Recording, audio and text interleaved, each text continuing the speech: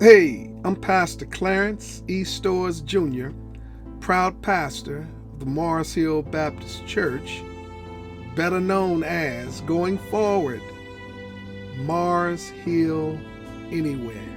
That's right, Mars Hill Anywhere. We're so glad that you're here and are interested in who we are and what we are all about. And on top of all of that, I want to talk to you a little bit about what the gathering is all about. The gathering was born out of Isaiah 43, verses 18 and 19. It says, which says, forget the former things that I'm doing, something new like streams of water. Imagine for just a moment the good news and the good works of Jesus, man, pouring into your neighborhood through you and those who gather with you.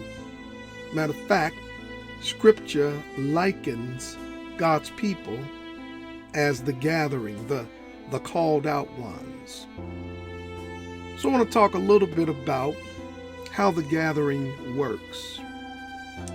With 3 billion, that's right, 3 billion people online, more and more people are watching church from the comfort of their homes. Cell phones, tablets, desktops, etc. Our desire is to help people who watch church in their home become people with a church in their home. Did you catch that? On top of that, the gathering is an effort to take the good news, that's right, the gospel, the good news, to more people through technology. Unfortunately, COVID-19 has us sheltering in place, but we will not be saddled with the cost of buildings or leases. No, you can do this right from the comfort of your homes. Isn't that amazing? On top of that, we will be encouraging people to meet together online in places where they live, watch parties, Zoom parties, all of the above. And by hosting these gatherings, learning the good news of Jesus, we will, now check this out, we will be able to invest our offerings back into the communities. That's right. It's amazing what you can do when you're not saddled with the cost of maintaining buildings. Now, how do we come to think of Mars Hill Anywhere and the gathering being the discipleship or the growth arm of it? Check this out. Had it not been for COVID-19, the concern of spreading the virus, my God, it certainly applies to Sunday gatherings. We have this mandate in place of sheltering in place, social distancing, all of the above. And because of that, it seems like the notion of this cancel culture just took on a whole new dimension. Think about it. Schools canceled. Vacations canceled. The NCAA March Madness canceled. MLB baseball season canceled. NBA season canceled. Conferences, retreats, events of all kind canceled, eliminated. In a matter of a few days, this thing has gone from wash your hands, cover your face, cover your coughs, to a significant lifestyle change that most of us have never experienced in our lifetime. We call them unprecedented times. That's where we find ourselves in. Now, there are many unknowns. And because there are many unknowns and we're living in this unprecedented time, this unprecedented territory, no one can say how long this is going to last. We just don't know. However, in the midst of this crisis is an opportunity. Isaiah 43, behold, I'm doing a new thing, and that's what the gathering is all about. Every Wednesday, the gathering will help reach the world for Christ online and reverse the declining trends in church attendance. Jesus says we are not to forsake the gathering of ourselves together. That's Hebrews 10 and verse 25. And because of that, he promised that he would build his church, the ecclesia, the called out ones, the gathering, and even the gates of hell would not prevail against it. My God, isn't that good news? So therefore, the vision of the gathering is quite simple. The vision of the gathering, it comes from his promise in Isaiah 43, where he revealed that his gospel and his church would be like streams in the desert. Streams that are flowing. And because of that, I want to bring to your attention the gathering. We will stream, that's right, every Wednesday at 7 p.m. Central Standard Time. We will stream on Mars Hill's Facebook page so that you can grow together. I often say, if you want to go fast, go alone. But if you want to go further, go with a team. Go with the gathering. And I'm so excited to usher in this new season. Welcome to the gathering. I'm in debt. I have 2 car payments, 4 years into a 30-year mortgage, balances on a couple credit cards, plus college for 3 kids on the horizon. 0 savings. I work long hours at a job that I hate, and despite all that, all I get is stress about how I can make more money. I take 4 pills at night for my back pain. Some days, getting up seems like too much. I struggle with dyslexia. I have high cholesterol. I overeat a little too often. I'm trying to get in shape, but it's never, I mean never enough. My dad died 5 years ago from cancer. I should have seen him more before he passed. Man, I miss him so much. Everyone expects me to be over it, but it's something that I still deal with daily. I haven't taken my wife on a date in 4 months. I practically forgot our anniversary. My kids need me when I get home, but it's late. I want to sleep. I spend my weekends at their functions, as if that's enough. All this, and I still resent my family, because I have no time just for me! I can be amazingly selfish. I'm often angry, seemingly for no reason. I struggle with lustful thoughts, none of which my wife understands. Nor do I, for that matter. I'm good at some things, I'm great at nothing. I had dreams for my work and my family, and I abandoned them long ago. I think I'm a realist, and I come off as a pessimist. I feel restless knowing something is missing. I have too many burdens. They're suffocating. And this is the weight I carry.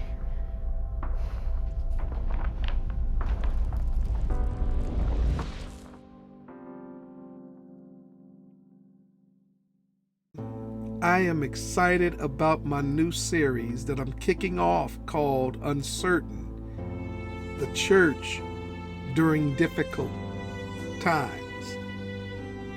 This series explores scripture and biblical characters who experience seasons of uncertainty in the in-between trials of life. Man, can we relate to this now?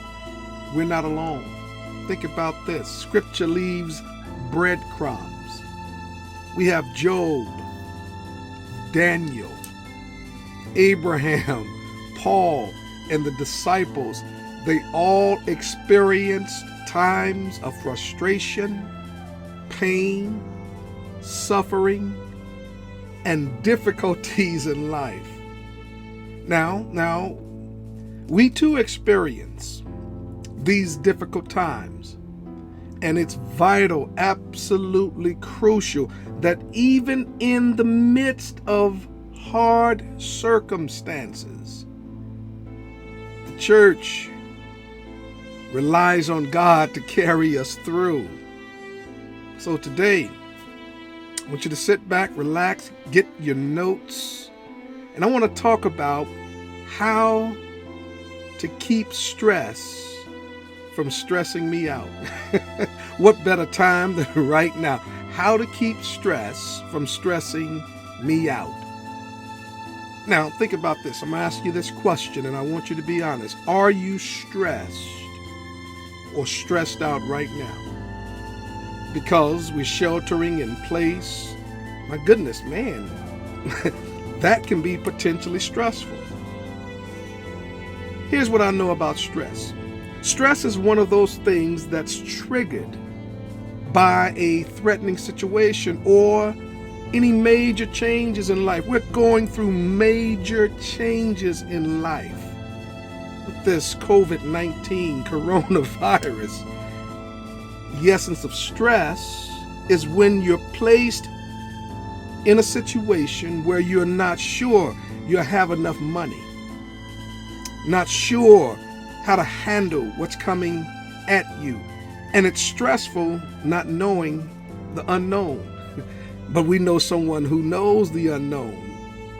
And that's why stress is that unknown factor, that fear factor that I'm going under and I don't see.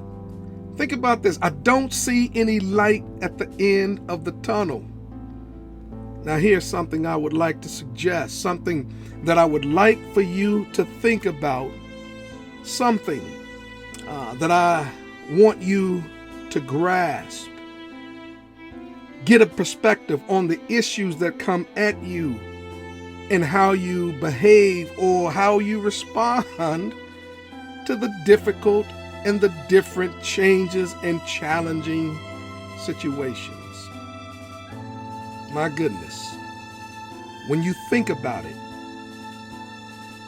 when you get into a situation that changes you and you realize that you have the resources to cover that demand, it's different. It'll stress you out. Perhaps you think about it in a different way. You think about it as it comes to you. I want to ask you again, and be honest. Go ahead, drop it in the comments section. Are you stressed out? Are you stressed? Well, if that's the case, you're in the right place. Now, the question is, I mentioned earlier how Scripture leaves breadcrumbs, hints, evidence. Where in the Bible can you and I go to look at the daily issues and stresses we face that will give us some guidance? Well, look no further. In Philippians chapter 4, verses 2 through 9, I want you to get this. I found 5 areas in life, these 8 verses, on different things that I think all of us can relate to during this stressful season. And in those verses, you'll find relationships, our attitudes, our reactions, or our reactions to the things that set me off and how I react to them. Think about it. My circumstances. Yes. My ability, my lifestyle. All of these have the potential to bring stress into our lives. And think about this. Think about it. In each of those areas, you will find a very specific kind of way that God recommends that we react to in a special way. It's good news. Go ahead and drop me some hearts, some thumbs up if you feel what I'm saying. Now, I want you to catch this. I want you to catch this. I'm trying to condense what I thought was a kernel of truth in each of these verses that address the things that we will dig into in your notes. So if you're taking notes, get your study guide, walk with me. Because first and foremost, how do we keep stress from stressing you out? First of all, in my relationships, catch this, keep short accounts. Keep short accounts. In Philippians chapter 4, verses 2-3, it says, "Now I appeal to Euodia and Syntyche," yeah, that's how you pronounce it, Syntyche, "please, because you belong to the Lord, settle your disagreements." In verse 3 says, "And I ask you, my true partner, to help these two women." I ain't even going there. "For they worked hard with me, telling others the good news." They worked, that's what it says, along with Clement and the rest of my co-workers whose names are written in the book of life. So in my relationships, if you want to remain stress-free, keep short accounts. In other words, here's what's happening. Here's what's happening. Paul is encouraging a third party to get involved, to help these two sister girls work out any disagreement that they may have. Now, I want you to think about this, and someone go ahead and drop this in the comment section. A lot of stress that you and I face with relationships. It could be with a family member. I ain't going there. With somebody at work. There's always someone at work that gets on your nerves. A close friend. When you get into a relationship, it goes sideways. You felt that kind of stress. I'm talking about the kind of stress where you're hesitant. Kind of stress where you don't even want to bump into them casually in a grocery store. You ever been there? You at odds with someone and you see them at Mariano's or Jewel or wherever your grocery store is, and you're like, I ain't going there. See, here's what I've discovered. You're already pre-stressed based on how things didn't go well the last time. So you already walk in there with your stress account overdrawn. Think about it. What the scripture says, it asks us to keep short accounts. That's right. Pull things together and keep them flowing in the right direction. That's why I love the realism of scripture. It says, if it is possible. My God. Now think about this. Wouldn't you agree that it's not always possible to fix things with all the friendships, all the relationships that you and I have? Sometimes some things are just not fixable. The Bible is so real, So real. That's why I love scripture. It says, if it is possible, fix it.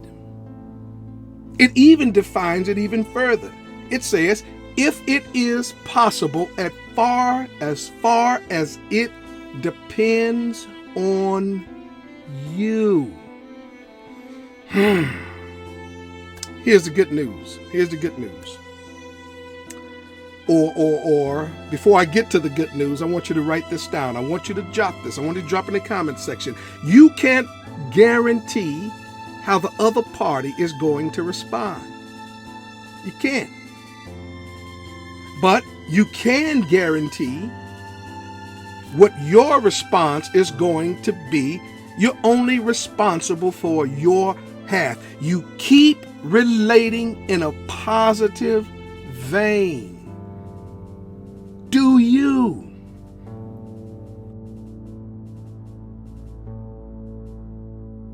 Scripture says, if it is possible, as far as it depends on you, live at peace with everyone.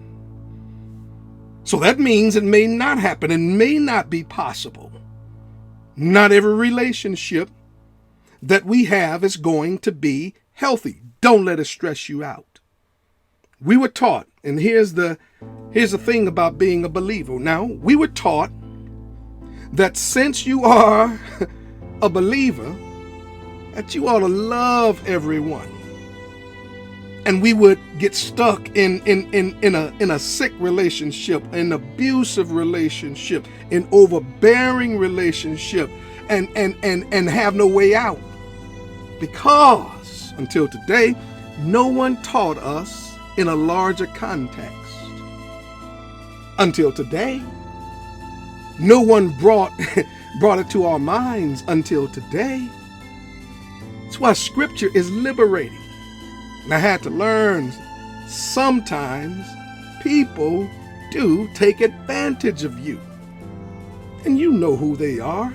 They know who they are in life. And because of that, I want you to think real closely about this. Even the ones that verbally abuse, if it is possible to just passively, not to choose to be in their presence any more than you have to, it's an option. I don't have to be in your presence. You don't have to be in their presence. You can do it nicely. You don't have to be ugly about it. That's your end game.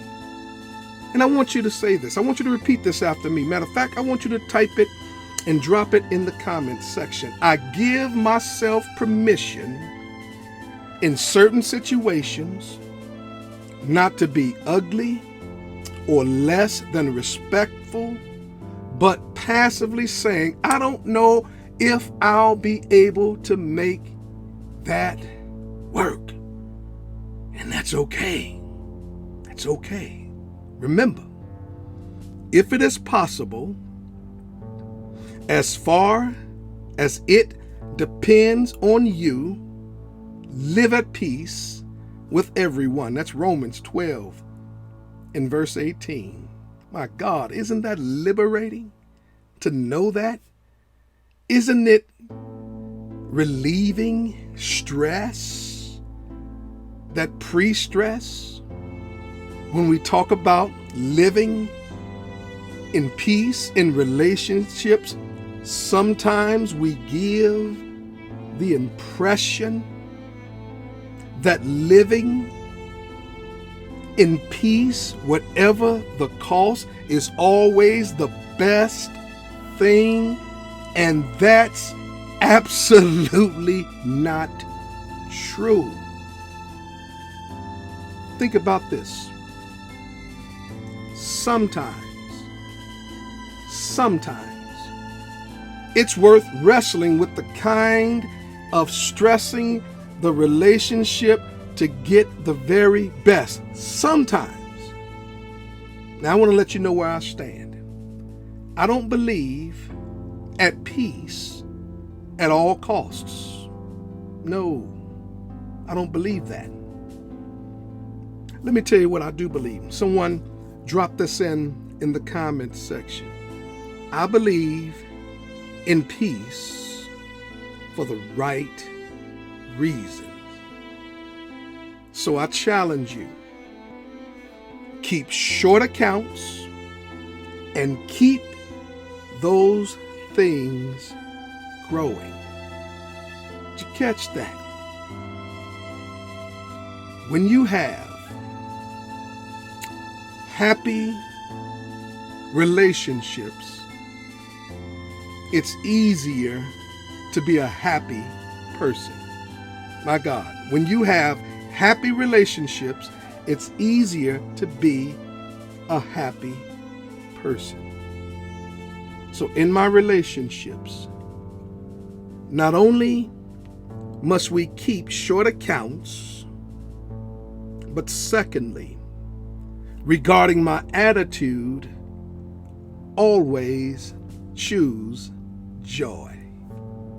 Hey family, right now, we're living in unprecedented times that call for uncommon strategies. As a pastor, this is a faith walk. Not being able to meet live in the foreseeable future. So it's a faith walk. We're trusting God to meet the needs. So therefore, we have online giving. Right now, there are two primary ways that you can give. You can text MHGIVE to 33777. Again, that's MHGIVE to 33777, and follow the prompts and give that way. Secondly, your digital pastor has already posted links in the comment section that'll lead you straight to our giving portal. You can give by going to our website, marshillchicago.org/giving. We trust that you're going to help us in keeping the ministry going. And although the church is not a building, it's made up of people, but the people meet in a building. So therefore, we need your tithe and your offerings to support the ministry in the building that God gave us. We believe God provides, and then we return a portion of that provision back to Him, because when the first is given, the rest is blessed. If you have any questions regarding giving, please drop them in the comments section, and we'll certainly follow up. Thank you for supporting the work that we do, and may God bless you indeed. We trust that you enjoyed today's message, and thanks for listening. We want to let you know about our website we've launched with you in mind. Check out marshillchicago.org. Again, that's marshillchicago.org for free audio and video content, service times, and more. See you next time.